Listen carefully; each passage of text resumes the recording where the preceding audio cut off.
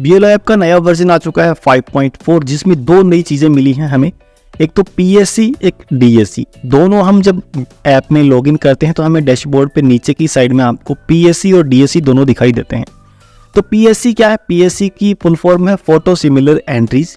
जब किसी मतदाता की फोटो मैच होती है तो हमें एक सॉफ्टवेयर एक चेकलिस्ट देता है जिसमें पता चलता है कि इन दो मतदाता की फोटो सेम है। डीएससी भी ठीक इसी तरीके से है। डीएससी में डेमोग्राफिक सिमिलर एंट्रीज हैं, जिसमें एक मतदाता का 6 कैटेगरी है, जैसे नाम, डेट ऑफ बर्थ, एड्रेस, इस टाइप की जो सूचना है मैच होती है, तो वो सारी आपको डीएससी की कैटेगरी में देखने को मिलेगी। अब जब आप बीएलओ ऐप में लॉगिन करके सबसे पहले डीएससी है, तो आप डीएससी को जब सेलेक्ट करेंगे तो यहाँ आपको 3 ऑप्शन दिखाई देंगे। सबसे पहले आइडेंटिफाइड को जब आप सेलेक्ट करेंगे तो इसमें फिर से आपको 3 ऑप्शन दिखाई देंगे। इन 3 जो ऊपर कैटेगरी बनी हुई है, with in part, with in AC और अक्रॉस एसी, इसका क्या मतलब है? अगर किसी मतदाता का रिकॉर्ड मैच हो रहा है आपके ही पार्ट में, तो सबसे पहले ऑप्शन में उसकी चेकलिस्ट आपको दिखाई जाएगी, जिसको क्लस्टर आईडी से आपको दिखाया जाएगा विद इन पार्ट।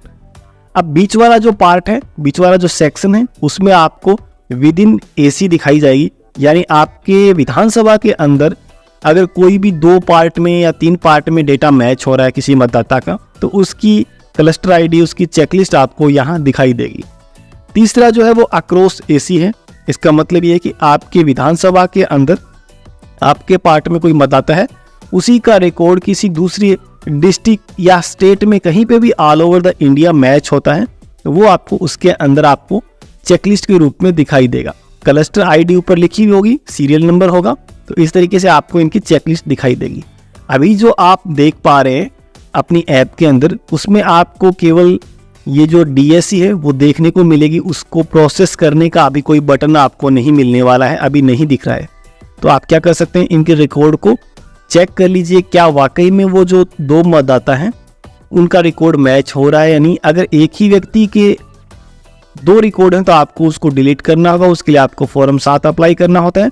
अगर दोनों की केवल फोटो मैच हो रही है तो उस केस में आप फॉर्म 8 से फोटो को चेंज करने के लिए फॉर्म अप्लाई करेंगे। तो डीएससी का सेक्शन है, इसी तरीके से पीएससी का है। पीएससी में भी आपको जब ओपन करेंगे तो आइडेंटिफाइड का सेक्शन मिलेगा।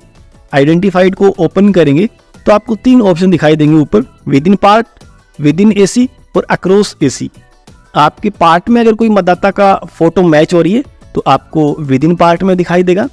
अगर आपके विधानसभा के अंदर कोई रिकॉर्ड मैच हो रहा है तो विद इन एसी, और इसके अलावा अगर आउट ऑफ द डिस्ट्रिक्ट या कहीं पे भी पूरे स्टेट में ऑल ओवर द इंडिया कहीं पे भी रिकॉर्ड मैच हो रहा है तो वो अक्रॉस एसी के अंदर आपको दिखाई देगा। तो इस तरीके से क्या है कि आपको डेटा दिखाई देगा, जिससे आप ये पहचान कर पाएंगे कि किसी मतदाता का रिकॉर्ड कितनी जगह है। अभी तक क्या था, पूरा डेटाबेस अच्छी तरह से मैच नहीं था, तो पता नहीं चल रहा था कि किसी एक मतदाता का वोट 2 जगह 3 जगह है या नहीं।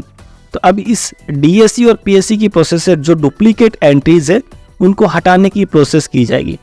तो अभी इसे प्रोसेस करने के लिए कोई भी हमें गाइडलाइन नहीं मिली है। तो अभी जो वर्जन है बीएलओ ऐप का वो 5.4 है। मुझे लगता है कि अभी 5.4 के बाद जब वर्जन आएगा तो आप उसे प्रोसेस कर पाएंगे, या फिर इसके बारे में आपको इंस्ट्रक्शन मिलेंगे कि आपको जो चेकलिस्ट दिखाई दे रही है उनके अकॉर्डिंग आप फॉर्म 7 या 8 कलेक्ट करो।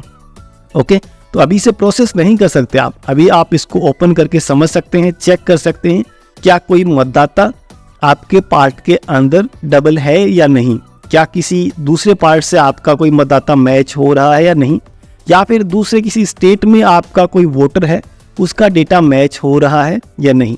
तो ये आप केवल अभी जान पाएंगे।